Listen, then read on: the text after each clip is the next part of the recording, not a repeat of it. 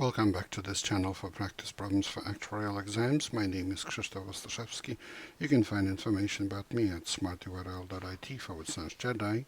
My advice on how to pass actuarial exams is at smartyurl.it/pass. This video channel is at smartyurl.it/pass actuarial exams. Here you have information about online seminars and study manuals for exams P, FM, IFM, and LTAM that I offer. I direct the Actuarial program at Illinois State University. You can find information about it at smartyurl.it/actuary. If you would like to offer a tax-deductible donation to support our students, please go to smartyurl.it/help-ISU-actuary. Here's a problem for today for exam MAS1. It's also a practice problem for exam P on probability. A building is powered by 3 generators with independent lifetimes, each following an exponential distribution with mean of 1 year. All 3 generators are started at the same time. Let t be the time in years between the first and last generator failure. Calculate E of t. And here's the solution. The time until the first failure is exponential with hazard rate 1 plus 1 plus 1 equals 3 because the minimum of 3 exponential distributions is always exponential, with the hazard rate equal to the sum of the hazard rates of individual distributions. Or you can just remember, you should, how you work with the first order statistic from a random sample from exponential distribution, and specifically this question: what are the order statistics of the random sample of size 3 from exponential distribution with hazard rate of 1 is studied in extreme detail in my study manual. So you actually should know this immediately, that this is the case, and therefore the expected time until the first failure is 1 over 3, or 1/3. Let us write U for the time until the last failure, which happens to be, of course, the last order statistic of a random sample of size 3 from exponential distribution with hazard rate of 1, and let the times until failures of the 3 generators be T1, T2, T3, respectively.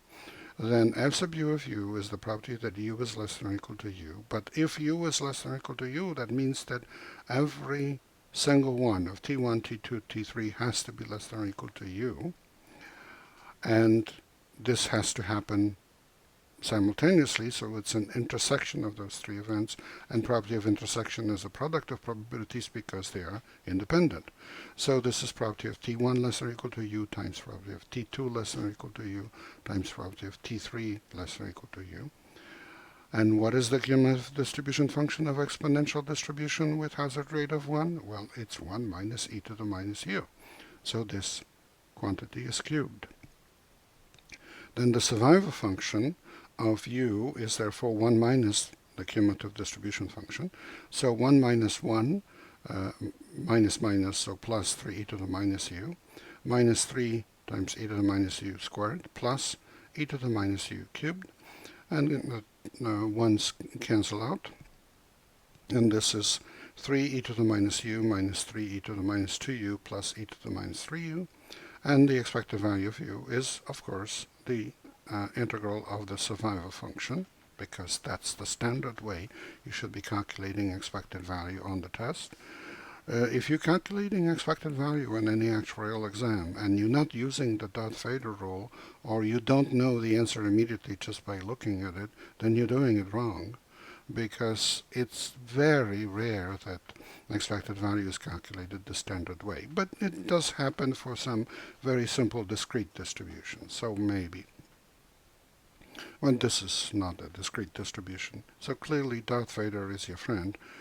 The integral is equal to 3 integrals from 0 to plus infinity of e to the minus u, minus 3 integrals from 0 to plus infinity of e to the minus 2u, du plus integral from 0 to plus infinity of e to the minus 3u du. And of course, all of these integrals are integrals of the survival functions of some exponential distributions with hazard rate of 1 for the first one, hazard rate of 2 for the second one, hazard rate of 3 for the third one.